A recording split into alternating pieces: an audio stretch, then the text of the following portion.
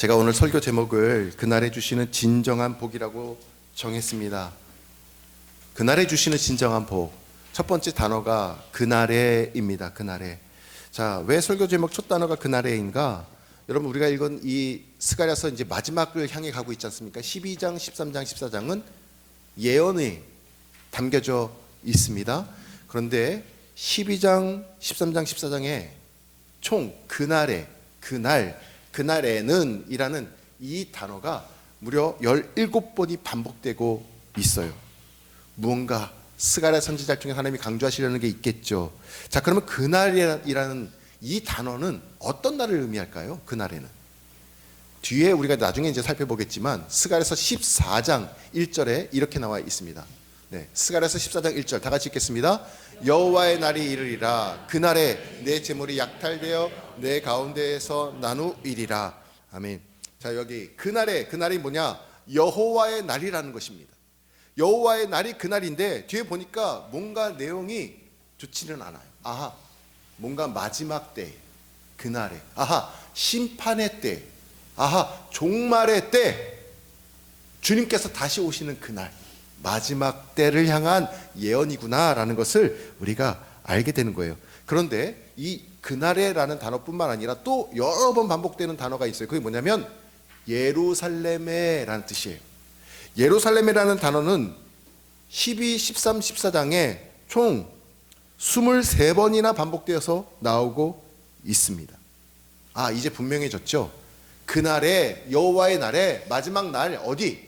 예루살렘에서 예루살렘 백성 가운데, 이스라엘 땅 가운데, 이스라엘 백성 가운데, 하나님의 백성 가운데 마지막 날 이루어질 예언들에 대해서 12, 13, 14장에서 우리에게 선포해주고 있다는 거예요. 자, 그러면 다시 1절을 보도록 하겠습니다. 여러분 1절을 한번 보십시오. 제가 읽어드릴게요. 이스라엘에 관한 여호와의 경고의 말씀이라.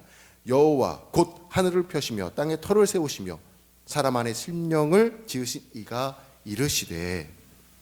마지막 때 예루살렘 벌어질 일들을 알기에 앞서서 우리가 먼저 알아야 될 것이 있는데, 지금 이 그날에 여호와의 말씀, 예루살렘을 향한 이 예언의 말씀을 누가 주시냐는 거예요.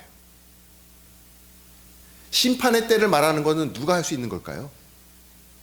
창조주가 하실 수 있는 거예요. 전능자가 하실 수 있는 거예요. 구원자가 하실 수가 있는 것입니다. 그래서 그분이 이렇게 뭐라고 1절에 지금 소개하고 있습니까? 자기 자신을. 그분은 하늘을 펴시는 분이다. 하늘을 펴시는 분, 땅에 터를 세우시는 분이다. 즉 창조주를 강조하고 있죠. 사람 안에 영을 세우시는 분, 영을 부어주시는 분, 그분이 창조주라는 것입니다. 할렐루야. 이걸 먼저 선포해주고 있어요. 세상을 시작하시면서 세상을 마무리하실 수 있는 알파와 오메가가 되시는 분, 그분은 창조주 하나님이시다. 처음과 나중이 되신다 라고 선포해주면서 경고의 말씀, 예언의 말씀이 시작되는 거예요. 근데 이 가운데 우리가 더 깊이 생각할 것이 뭐냐면, 짧은 한 구절 속에 사람 속에 심령을 지으신 분이, 부어주신 분이 하나님이시라는 것을 우리에게 밝혀주고 있습니다. 그래서 우리 인간만이 유일하게 영적인 존재잖아요. 사실 우리의 육체는 늙고 부패하고 그렇잖아요. 소멸되어 가지만 우리 영혼은 언제나 영원해요. 우리 가운데 영혼을 부어주셨기 때문에 그래요. 그래서 하나님의 백성들이, 하나님을 찬양하는 영혼들이 이 자리에 모여서 예배하는 이 예배가 왜 중요하냐면, 우리 인간의 속사람, 영적인 존재를 나를 지어주신 하나님 앞에 영이신 하나님과 영적인 존재, 영적인 자녀들 된 우리가 모여서 하나님과 서로 교통하는 것이 예배이기 때문에, 그래서 예배가 소중한 거예요. 교회가 왜 중요합니까? 우리의 속사람을 관리해 주는 것이 교회이기 때문에 그래요. 겉사람뿐만 아니라 우리의 영혼을 관리해 주는 것이 교회이기 때문에, 그리고 교회에서 함께 드리는 이 예배가 그래서 중요한 거예요. 교회를 위해서 왜 기도해야 됩니까? 왜 예배를 우리가 지켜야 됩니까? 예배 시간에 우리의 속사람이, 우리의 영이 되살아나기 때문에 그렇습니다. 다시 회복되기 때문에 그래요. 마른 뼈와 같은 우리 영혼들이 예배를 통해 하나님의 음성을 듣고 하나님의 말씀을 듣고 서로 교통하면서 되살아나기 때문에 그렇습니다. 여러분, 예배가 살면 나도 삽니다. 예배 성공하면 인생 성공한다. 예전부터 우리 선조들이 이야기해 왔습니다. 왜죠? 예배 시간에 내 영이 살아나기 때문에 그렇다라는 거예요. 예배는 하나님께서 우리에게 허락하신 최고의 선물인 줄 믿으시기를 바랍니다. 이 예배를 소중히 여기시는 복된 바움교회 성도님들 되시기를 축복합니다. 자, 이제 본격적으로 세상을 지으시고 우리의 영을 지으신 하나님께서 그날의 마지막 날에 예루살렘을 어떻게 하시느냐, 그 내용을 우리가 읽어보면 벌 주실 것 같죠? 근데 아니요, 복을 주신대요. 복을 주신대. 보시면 그날에 예루살렘에 받을 복들을 이렇게 쭉 열거하고 있습니다. 2절부터 4절까지 내용인데 제가 한번 쭉 읽어드릴게요. 2절 보시면 보라, 내가 예루살렘으로 그 사면 모든 민족에게 취하게 하는 잔이 되게 할 것이라. 3절에 보면은 그날에는 내가 예루살렘을 모든 민족에게 무거운 돌이 되게 하리라. 저 보시는 그림처럼. 4절에는요, 그날에 내가 모든 말을 쳐서 놀라게 하며 그 탄 자를 쳐서 미치게 하되. 예루살렘을 공격하는 자들이 있는데 그들을 미치게 하겠다는 거예요. 공격하지 못하게 하나님 막아주시겠다는 거죠. 유다 족속은 내가 돌보고 모든 민족의 말을 쳐서 눈이 멀게 하겠다. 공격하지 못하게 막으시겠다. 보호해 주시겠다라고 오히려 복 주시는 말씀을 해요. 마지막 때 하나님께서 2절, 3절, 4절 쭉 읽어보니까 세 가지로 정리할 수 있겠어요. 그래서 제가 이렇게 정리해 봤습니다. 자, 첫 번째 2절의 내용은 뭐냐? 취하게 하는 잔이 되게 하시겠다라는 거예요. 이게 무슨 말일까요? 취하게 하는 잔이 되겠다. 공격을 하면 마치 취하는 잔을 마신 것 같이 흔들흔들하게 하시겠다라는 의미도 있겠죠. 이스라엘 공격하는 자들을. 또 두 번째 3절 내용인데 움직일 수 없는 무거운 돌이 되겠다 하셨어요. 아무리 이스라엘을 흔들어 놓으려고 해도, 움직이게 하려고 해도 끄떡없이 움직이지 않는 아주 묵직한 돌이 되게 하시겠다라는 거예요. 이스라엘. 세 번째, 하나님께서 친히 돌보는 성읍이 되게 하시겠다라는 거예요. 얼마나 하나님이 이 예루살렘을, 이스라엘을 세심하게 돌보시는지. 강한 마병이 쳐들어와도 눈을 멀게 하시고, 그렇죠? 그들을 돌이키게 하시고, 하나님이 이스라엘을 특별히 보호하신다라고 2, 3, 4절에서 이야기해주고 있는 거예요. 이 광경을 실제로 목도하고 나면은 그날에 뭐가 터져 나올까요? 오히려 감사가 터져 나오는 거예요. 하나님을 알지 못하는 자들에게는 영원한 형벌이 떨어지는 심판의 날, 마지막의 날이 되겠지만 오히려 우리에게는 이렇게 하나님께서 우리를 돌보시고 보호해 주시는 축복의 날이 된다라는 거예요. 우리 교회도 이 마지막 때에 예루살렘이 저렇게 누리는 저 복을, 그때 가서 누리지 말고 오늘 이 시간에 우리 삶 가운데 이러한 복을 누리는 바움교회가 되기를 주님의 이름으로 축복합니다.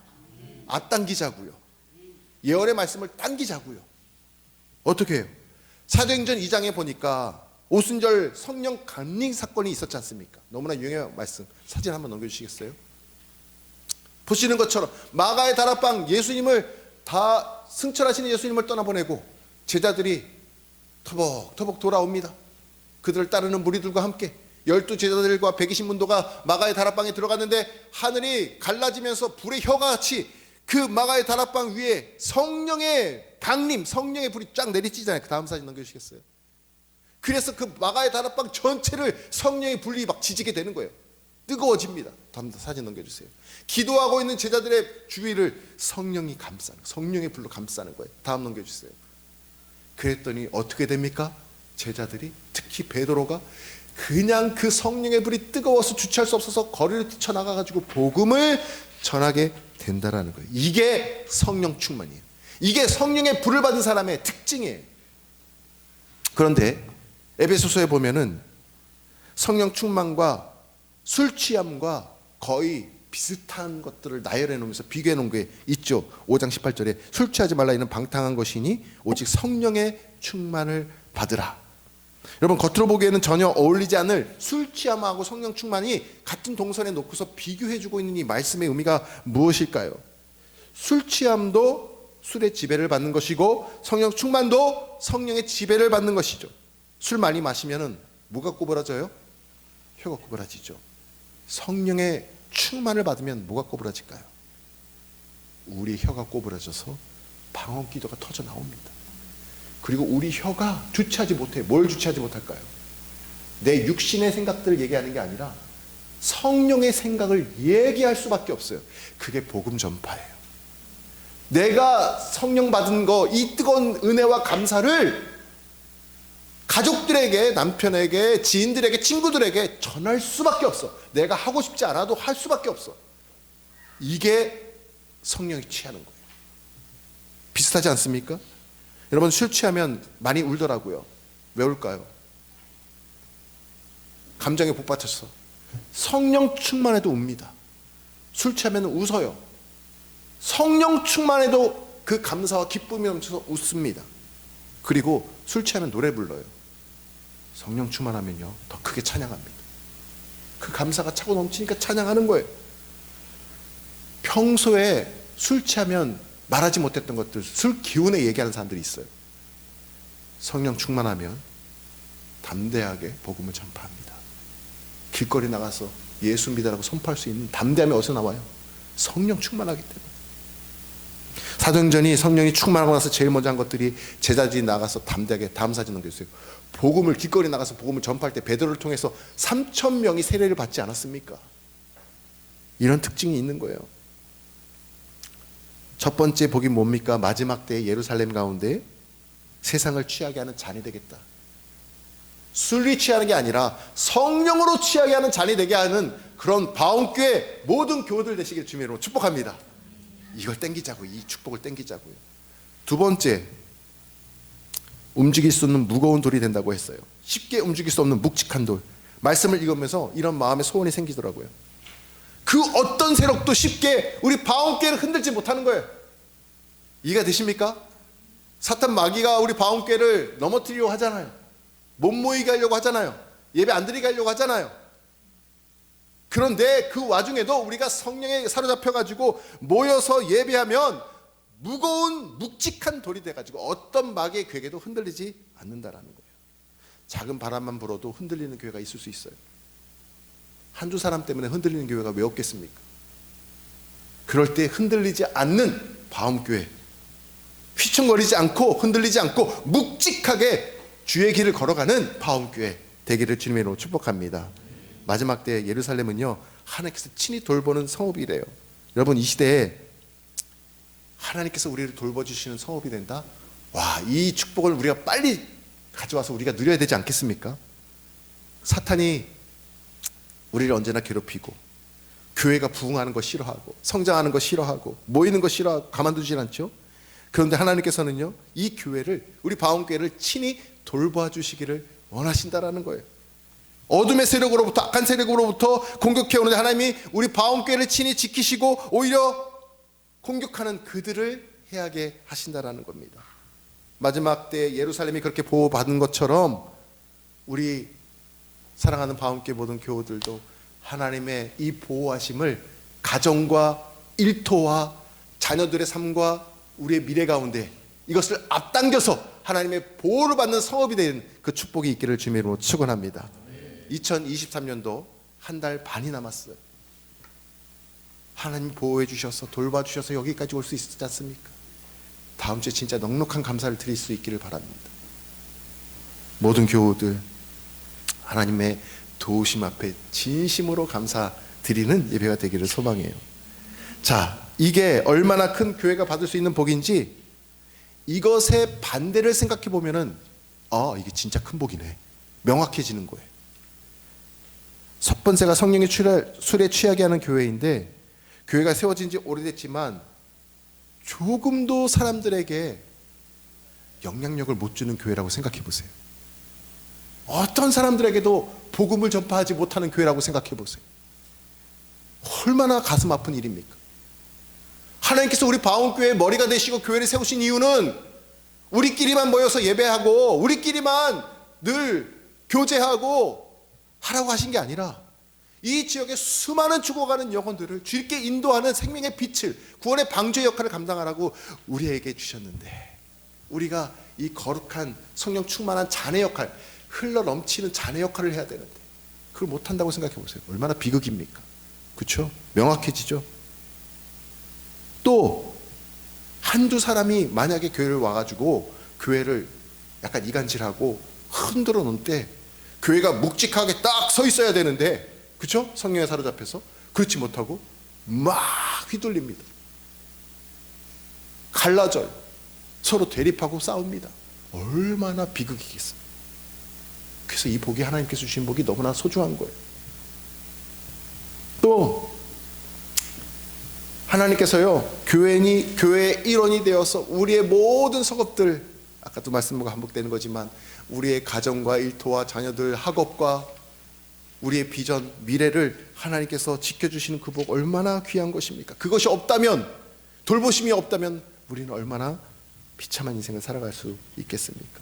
그래서 이 복이 너무너무 소중한 복이구나, 이것을 우리가 앞당겨서 누리는 교회가 되어야겠다 생각하게 되었습니다. 이 축복뿐만 아니라 스가랴서 12장 말씀을 쭉 읽다 보면은 마지막 날에 예루살렘이요, 이 예언은 사실 어차피 성취는 될 거예요. 그렇죠? 마지막 때가 다가오고 있고 종말의 때가 다가와서 예수님이 이 땅 가운데 다시 오시면 어차피 이 복은 성취가 될 건데, 지금 우리는 그때까지 기다리지 말고 이것을 오늘 우리의 삶 가운데 그것을 성취하며 살아가자라는 거 아닙니까? 근데 계속 읽다 보니까 어떤 축복이 또 나오냐면 6절 말씀인데, 우리 6절 말씀을 한번 같이 읽어볼까요? 6절 말씀입니다. 6절.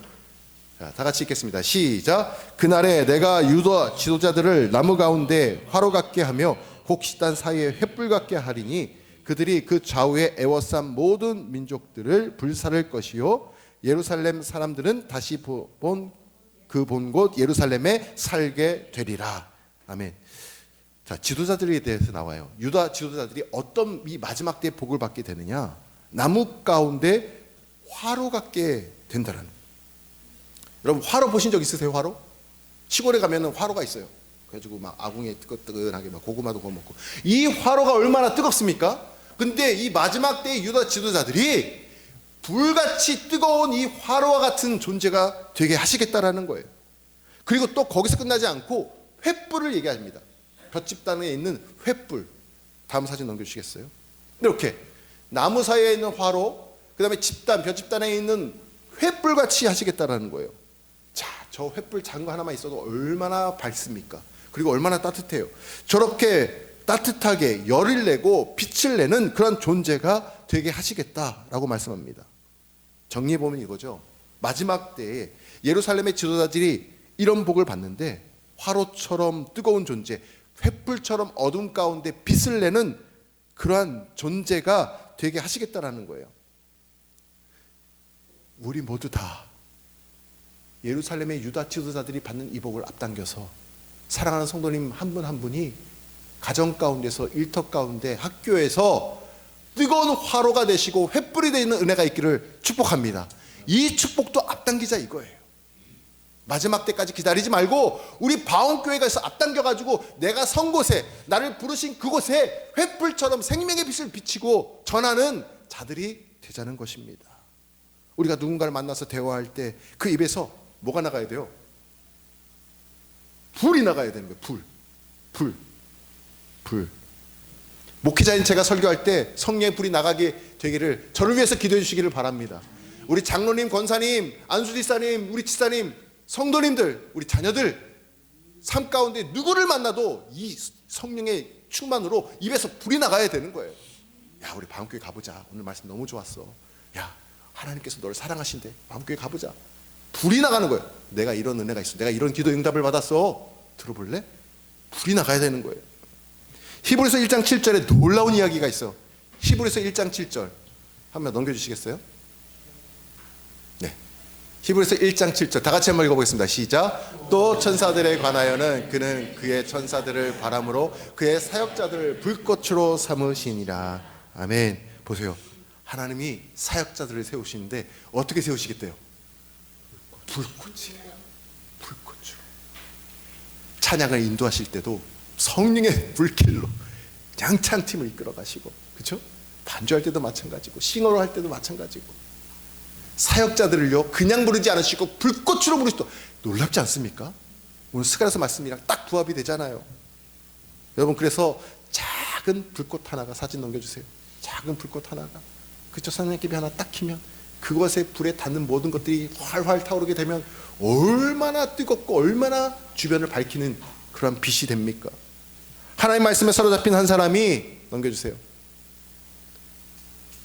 봉암리에 있는 모든 사람들을 복음을 전파할 수 있어요. 아멘. 해솔 5단지, 해솔 6단지, 일산, 내가 살아가고 있는 지역 주민들, 내가 속한 학교와 친구들을 교화고, 문산 제1고, 성신여대, 한동대, 주변 모든 사람들 모두 다 뜨겁게 할 수 있어요. 할렐루야. 이 복을 우리가 누리기를 원합니다.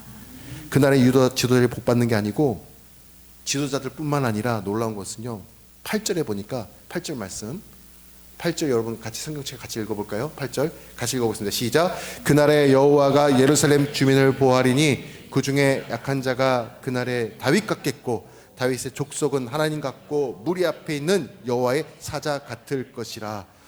아멘. 여기 보십시오. 다윗, 그날에 여호와가 예루살렘 주민을 보호해 주시잖아요. 그런데 어떤 복을 받느냐? 지도자는 횃불같이 쓰시겠다고 하셨고, 주민들은 그럼 어떻게 할 거예요?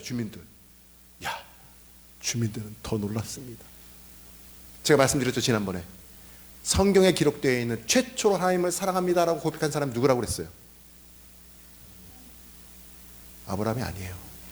모세도 아니고 다윗입니다. 다윗이 시편 18편 1절에서 이렇게 고백합니다. 나의 힘이 되신 여호와여, 내가 주를 사랑하나이다. 이게 성경에 기록되어 있는 최초의 하나님을 향한 사랑 고백이에요.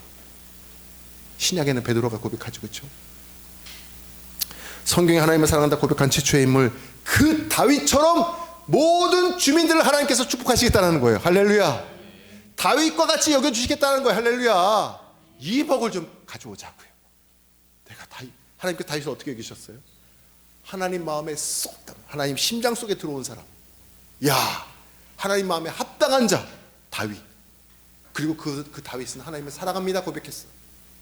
그와 같이 여기시겠다라는 거예요. 우리 바움교회 모든 교우분들 성령 충만하여서 이 지역 모든 사람들에게 성령의 기름 부으심 흘러가는 축복의 잔이 될 뿐만 아니라, 횃불이 될 뿐만 아니라, 다윗과 같이 여겨지시는 이 축복을 누리시고 살아가시는 저와 여러분 되시길 주님의 이름으로 축복합니다. 오늘 말씀 정리하겠습니다. 우리 교회가 있으나 마나한 교회가 되는 것이 아니라 성령 충만함으로 사방을 취하게 하는 장과 같은 교회가 되기를 원합니다. 쉽게 그 누구도 흔들 수 없는 묵직한 돌 같은 교회가 되기를 원합니다. 하나님의 돌보심으로 어떤 사탄도 공격하지 못하는 그러한 교회가 되기를 원합니다. 모든 성도님들이 영적인 지도자들과 같이 횃불과 같은 존재가 되게 하시고 다윗과 같은 존재가 되는 저와 여러분 되시기를 주님의 이름으로 축원합니다.